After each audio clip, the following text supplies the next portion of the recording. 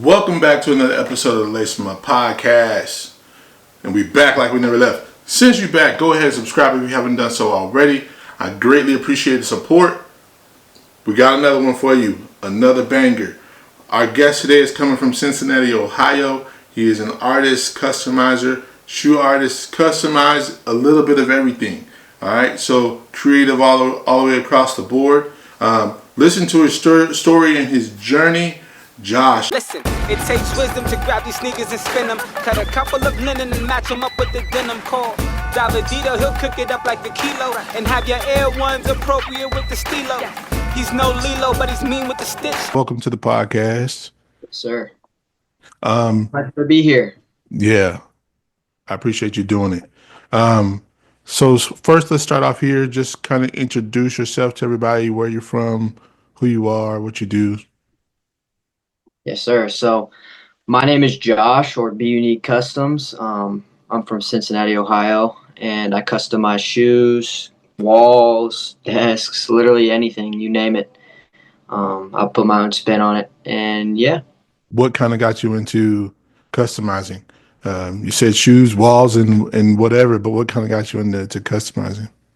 Yes, sir. Good question. So there's a few different things. So when I was a kid, I always had like a little spunk for art. But, like in my school in that age, it was like kind of like for girls, like everybody, all the boys, all my friends, they were like, oh, I hate going to art class. Like, I hate doing the homework. I hate doing the sketches. But like deep down inside, like I always loved it, But I never showed it really because, like I said, art was for girls. And back then there really wasn't any like, being different, if you know what I mean. And that's kind of where my name comes from, Beunique. And so I kind of just went about it, kind of threw out that art interest, kind of dug it down deep and just focused on sports, stuff like that. And then in high school, we had to take an art credit.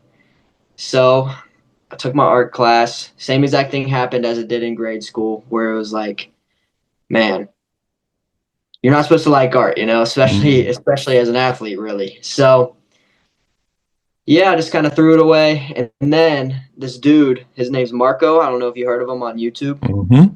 He started making like videos where he would customize shoes and stuff like that. And I was like, that's kind of wild. So I literally watched like every single one of his videos still to this day.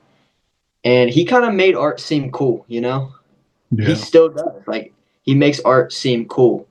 And I honestly wasn't a fan of like the traditional art style where you're painting on canvases and stuff like that. I mean, I kind of thought it was just boring, and there really wasn't. I would look at a blank canvas and just not have any like creative inspiration. But yeah, I started watching his videos and seeing that he literally turned anything into a canvas, and then at that point in my life, I didn't necessarily have the funds to buy the good paint, buy the good shoes, and, or really the confidence either. I didn't want to ruin a pair of shoes, but like I definitely wanted to try. So I found an old pair of shoes that was actually my older brother's. They were a pair of like fake rep Jordan 1s that he grew out of. So I picked them up. Grabbed some Crayola paint out the pantry that we use for like, every day, like painting. Whenever we were babysitting our cousins or whatever, they would come over and paint with that paint. So I grabbed it, free-handed like a drip Nike sign. Mm-hmm. Because like back in like 2020, 2019, like that was like the thing. Yeah. Groundbreaking, like nobody's seen anything like that.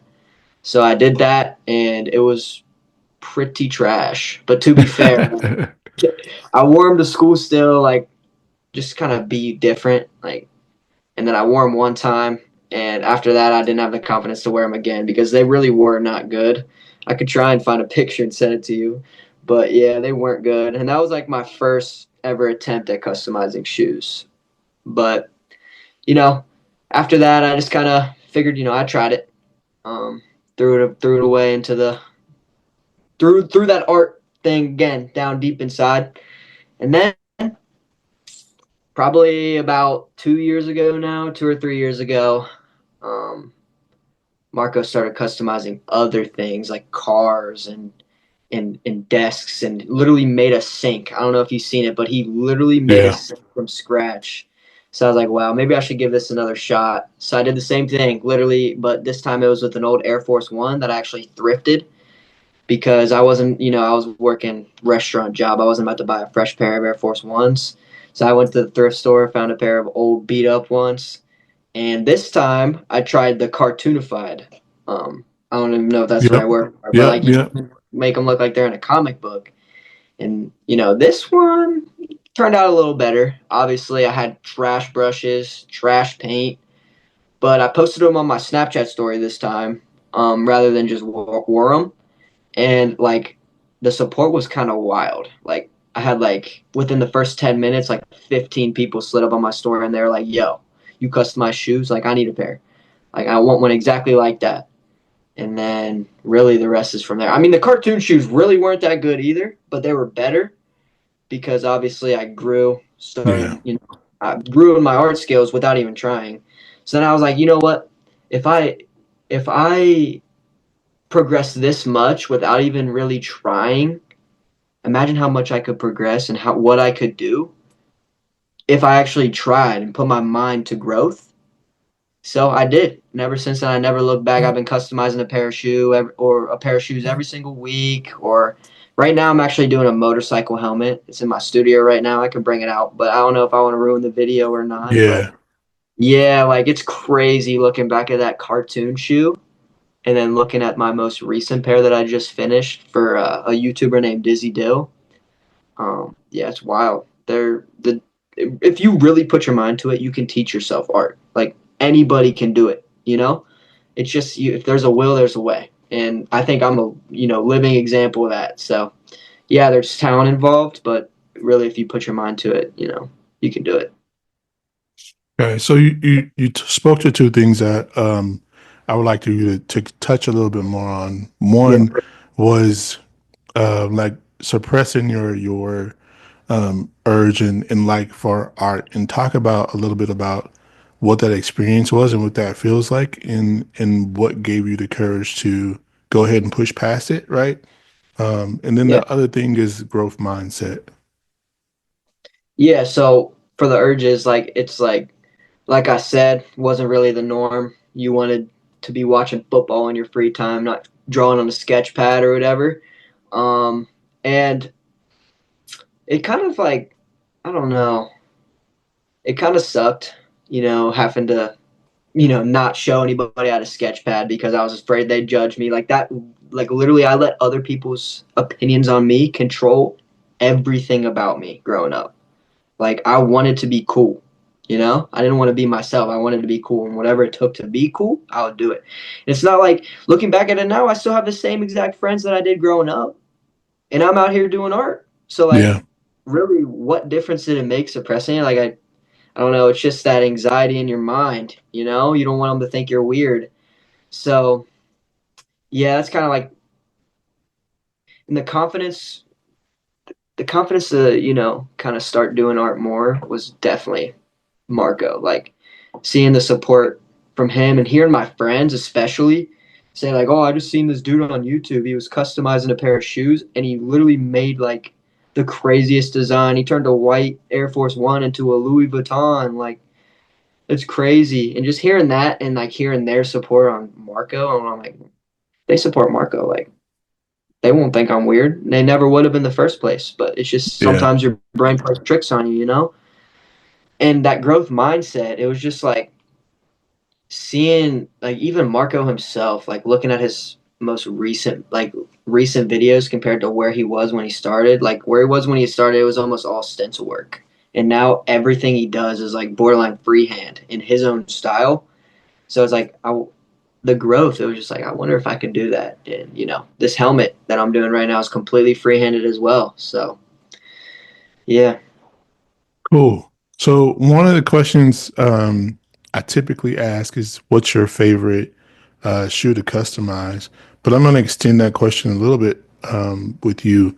What would you say is your favorite medium to customize? I still want to know what favorite shoe, but what's your favorite medium to customize? Like, what do you mean by medium?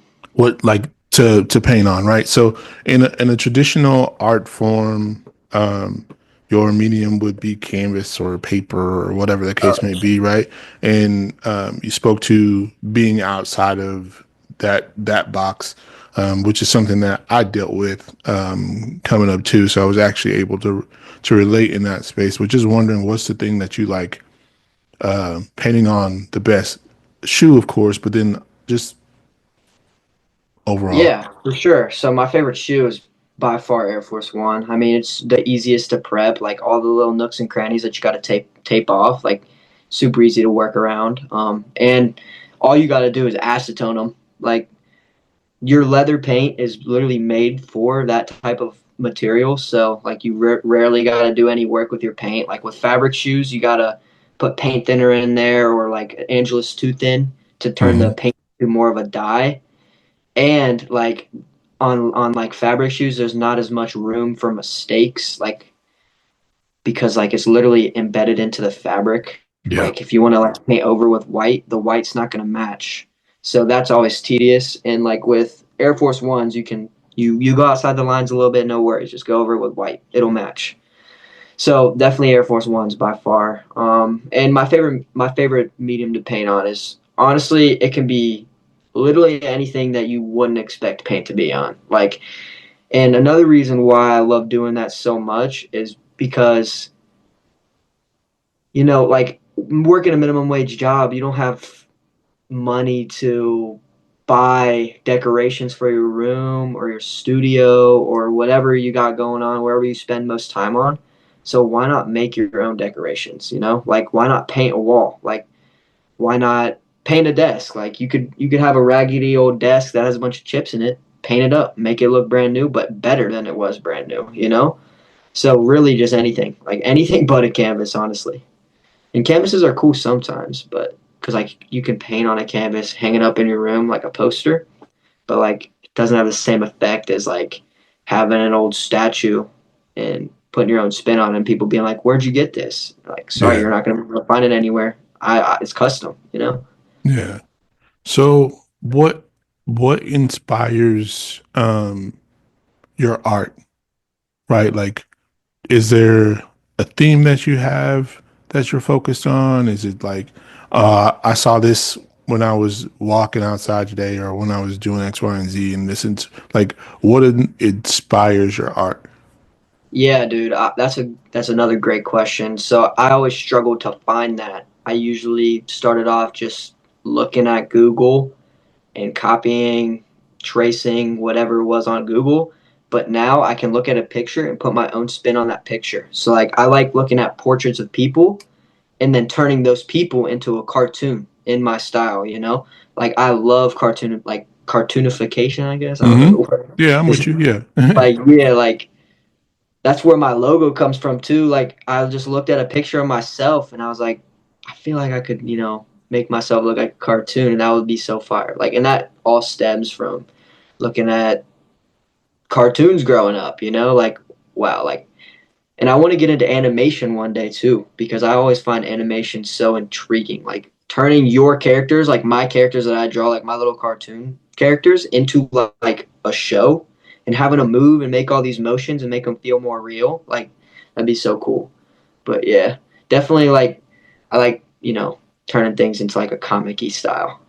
Yeah, I agree. It's funny that you mentioned that. That's for me. I wanted to do a comic book for a long time, but I did like a cover for one when I was younger, and then just kind of set it to the side. But I have a lot of characters and stuff to them. Like I should turn this into a book, or I should turn this into animation, or like a short something. But yeah, no, I definitely hear you in that space. So that's dope. Um, what would you say is the biggest thing that you've learned so far in the years that you've been doing art and designing and all those things? Yeah, literally just no matter what, like if you have a will there you have a way to get it done. Like if you have a passion for something, do it. Don't sit around and wonder like, oh, I wonder what would have happened if I would have done this. Like, oh, I wonder what would have happened if I would have DM'd Drake and see if I could do a shoe for him. like, you wonder, do it. Text them. Who knows? Like, there are people that I've DM'd that I was like, they're never going to answer, but, might as well try. And I wake up in the morning, there's a DM back from them, literally. Not all of these big people, doing shoes for them, not all of them fell through, but the ones that do are always so rewarding because, like, seeing that reaction and understand, like, seeing someone that you look up to so much be like, wow, like, this is like the best thing I own, and you're the one who made it. That's like a different type, like, different level of feeling, And another thing is, like, take the jump. Like, I wasn't really trusting myself to paint on shoes and ruin a pair of shoes. Shoes are expensive, but I took a jump and, figured it out and understand, like, mistakes happen, it's Yeah. no matter how good you are, no matter how good of an artist you are, no matter how, like, whatever, what's the word, like, achieved Yeah. or whatever. Yeah. Accomplished. Yeah. I'm with you. Accomplished. Yeah, that's the Yeah. word. No matter how accomplished of an artist you are, you're gonna make a mistake. Like, it doesn't matter. Like, it's just about how you improvise around that mistake rather than throw away the thing because there's a little messed up splotch of paint. Just improvise around it or cover it. Yeah. Start over. Yeah. No, I hear you. That's one of the things that I always say is creating is problem solving. Right? There's so many obstacles and little things and that you got to fix or change or tweak or whatever the case may be when you're trying to create something to get this vision that's in your head, onto whatever canvas. So this episode is sponsored by Davidito Designs. Who is Davidito Designs, you may say? He is I and I is him. I am an artist, a creator, shoe customizer, and do so many things like this podcast that you're listening to right now, the Lace of My Podcast. Go to my website, check it out. It's daviditodesigns.com. Cop you some merch, support your boy. If you want to take your vision, your idea, a dream, concept from your mind and add them to a pair of shoes, I got you. Go ahead and fill out the description there, what you're looking at doing, what shoes you want to use. I'll be in contact with you and we'll map something out. Once again, go to my website, daviditodesigns.com. That's DAVIDEDO designs with an S at the end.com. And I'll see you over there. Let's get back to the podcast. Talk to me a little bit about your process and what that looks like. So do you sketch out what you're going to do beforehand? Are you doing it on the computer like a graphic style? What does that look like for you? Yeah, so like in the beginning, I had to always sketch it out, like no matter what. Like I had to see my vision come to life before I could put it on a shoe. But, if I'm very confident in the vision that I have, then I'm just going to jump right into it. I just got to trust myself and know it's going to look good. But obviously so my style of taking orders is like I have the person that is ordering the shoe or whatever it is tell me a bunch of ideas of what they like, and then we both collectively agree on one thing and then popcorn ideas off each other. And that's where the vision can get a little blurry because it's not my vision, it's theirs. Yeah. So that's when I would go to Procreate on my iPad and like sketch out some things, see what works. Or even sometimes I would, like, with this helmet, like, he said he wanted Cartoon Network themed. So I was like, okay, I'll just start drawing characters on it and go from there. And then, like, as I go and as I see these characters coming together, then I can start adding more based off of this. You know what I'm saying? Yeah. So I started off on the back of the helmet drawing regular show characters. And I was like, it would look cool? Like a big old Adventure Time treehouse on the whole entire side of it.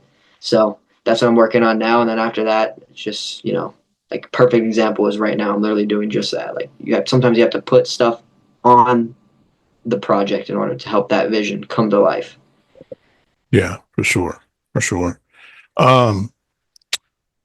If I was a person who's just starting out, I'm wanting to jump into this, what's one tip that you can give a new person who's trying to jump into this space or this craft? Yeah, I would say make sure you love it before you really invest all the money, because it can get expensive. Like, crickets are expensive, airbrushes are expensive.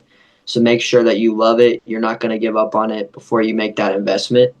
Go on Amazon and buy the little tiny Angelus paints starter kit and go from there. Don't buy these big old jugs, like $5 a bottle, which is kind of wild, but it's worth it though, But yeah, just make sure that you're really about it before you make that investment, and definitely at least try it. Yeah. Yeah, for sure. You gotta jump in there and make sure, see if it's something that you have a passion for or not. Yeah. Okay, so you said you've been doing this for a few years. Yeah. This question may be easy, may be hard for you. Give me your top 5 shoes that you've designed, right, or done. Yeah. And since you also like doing other stuff, give me your top 3 in that space of something that's not a shoe. Yeah. So probably so I did a Naruto Akatsuki shoe where I made the Nike sign look like that little Akatsuki cloud. The Cincinnati Bengals shoe that I did, I was even impressed by myself on that one. I was like, wow, I didn't know I was capable of all this. But that one was actually for kind of an internet celebrity in a way. His name's That One Mailman. He's mainly local. Everybody in Cincinnati knows who he is, but yeah, that one was huge. That was another person that he has like 1 million followers, so I was like, he's not gonna answer, but you never know. So I DM'd him and he answered back, and we made it happen. Definitely. So the third one definitely isn't my best shoe I've done, but it's just like the most meaningful for sure, because it was like the first big name I ever done. It was the first shoe I did for a YouTuber named Dizzy Dill. Okay. And looking back at the shoe, it was kind of rough, but it's just that value that it has to me, like Yeah. just feeling that rush of having someone you look up to really like the shoe that you made. And like from an outside like from someone looking outside in on the shoe, they probably would think it was pretty good, but looking back at it being one of my first shoes wasn't great. And then I did a Cobra Kai themed shoe for another kind of notable person. That one was nice. I mean, I completely free-handed it in like 3 days because I had like a thin deadline for it. So I just like locked myself in, and this is a shoe that would normally take me like 2 weeks. I mean, I had to do like all these intricate little logos, and I free-handed it all, and it was wild.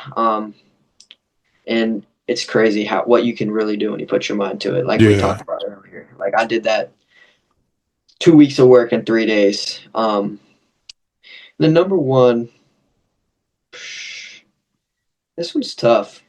I like them all really, but probably the Cincinnati Red shoe, because that was probably my first shoe that I did where I just decided I don't have any, creative ideas here. I'm just going to start throwing stuff on the shoe and go from there. And that's kind of where I figured out that was possible, because I started just throwing logos on there, and then it's like, ooh, like the Cincinnati skyline would look really good right here. And it's just like you start adding stuff and just being like, dang, I'm so happy I added that. Like, look, taking a step back and just being like, wow, like that's fire, like amazing yourself. So yeah, probably that was probably number one. And then for the other objects, I really liked my PS5 that I did. I have it right here. Hold on, let me grab it.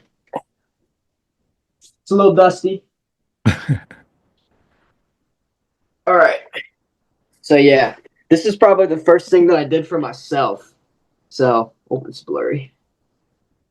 Yeah, it's taking it as a background. Yeah, let me see if I can get rid of the background.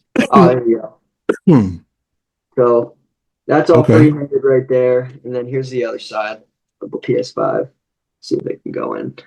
Yep, it's blurry again. There you go. Oh. Come on. Maybe it's my fingers. Nah, it's just because the thing is blurry. Yeah. Oh, okay. It's not. Okay, yeah. Well, we tried.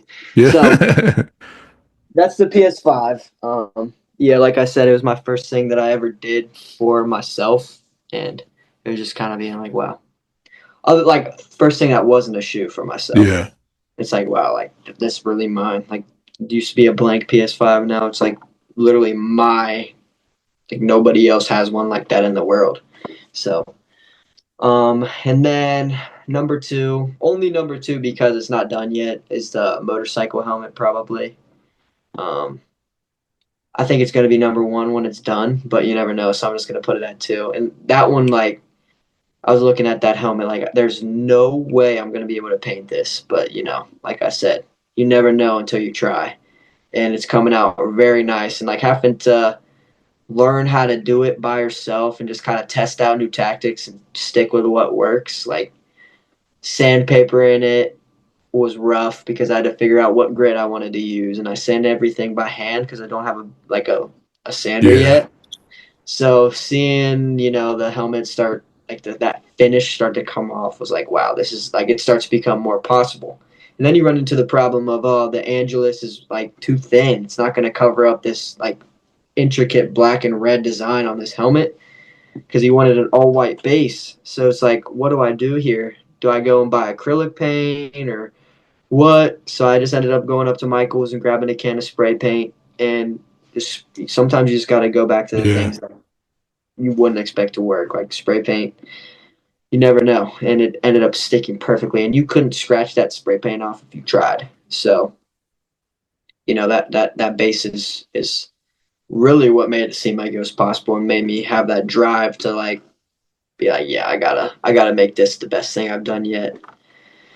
And then number one, I didn't paint this, but I like designed it. So one of my friends actually came and painted it for me because he's like an airbrush artist. So he like airbrushes shirts, all free-handed airbrush. Like it's wild, like some of the stuff that he could do. And he showed up to the house, and yeah, I know it's odd having something that I didn't do at number one, but this is like probably my most favorite thing that I've ever seen. Like my favorite piece of art, and it's like he put his style of my logo and like we like popcorned ideas of what to do on a wall for my backdrop for my videos. He like put this like we decided to do like a Terminator, like half Terminator, half like regular of like my Mm-hmm. logo, and then like have a split in the middle, and then like put Beunique and bubble letters on it. Like I could send you a picture of that too. Like it's not done yet, but it's gonna be so sick.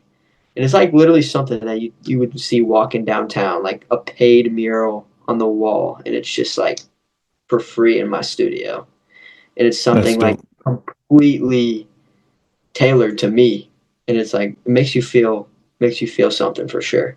Yeah, that's dope. So speak a little bit about the business element of what you're doing and your business style.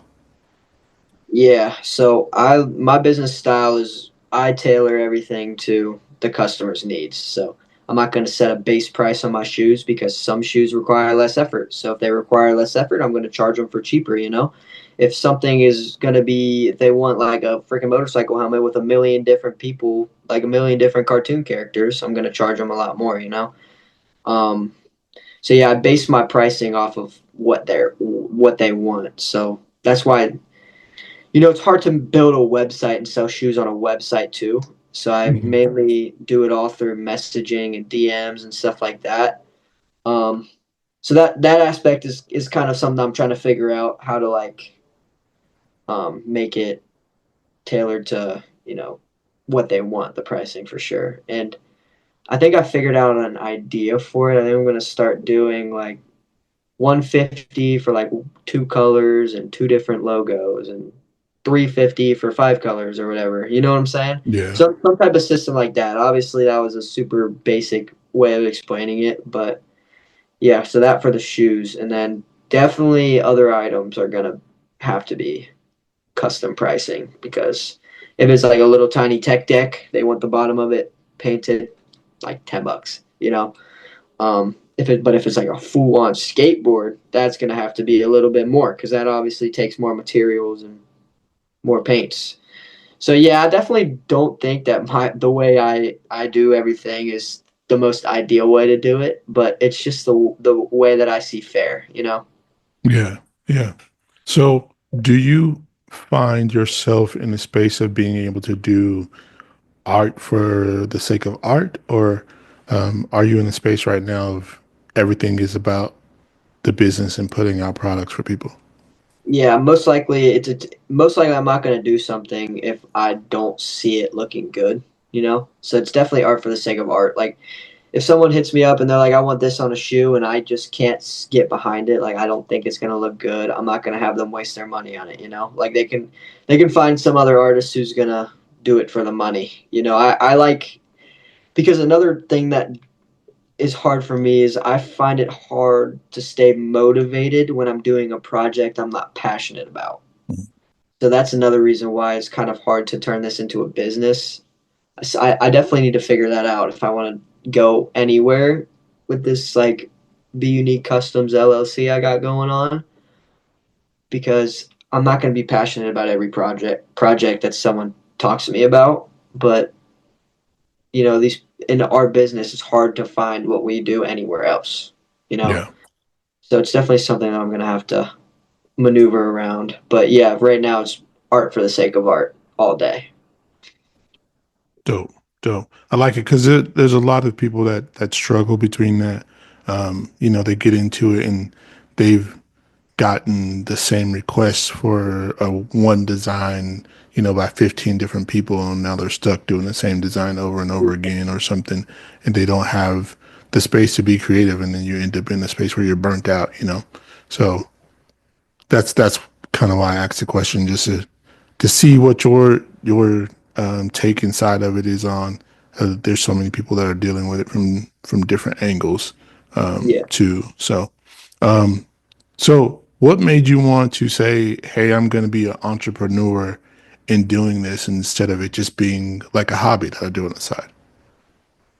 Yeah. Well, if it's a hobby, you know, you get bored of it. So you run out of ideas. So being an entrepreneur, it's like something where you can't get bored of something if you're doing something different every day. Every single person's ideas are going to be different.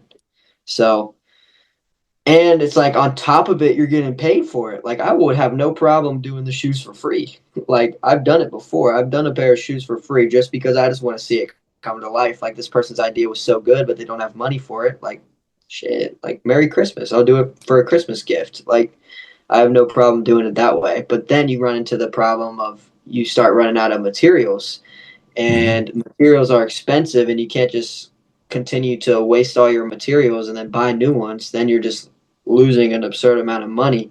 So that's like literally the only reason I even charge for my work, you know?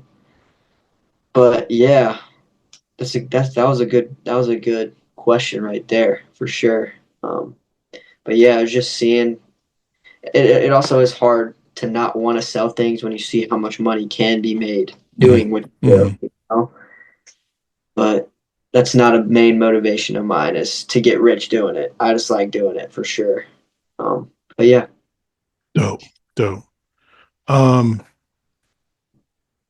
so wrapping up here, where could the people find you at? Where could they follow you? Like you mentioned, where could we hit you up if we wanted to get a custom, anything? So, Yes, sir. So the best place I'm the most active on my Instagram because it's very easy to be active on there. You can literally just throw up a pair of like take a picture of a pair of the shoes that you've done or post a story. So that's what I'm most active on for sure. At Beuniquecustomz with a Z. If you want a shoe or a custom anything really, I'm about to start doing rugs here shortly too. I got my rug tufting gun out there, so that's gonna be fun.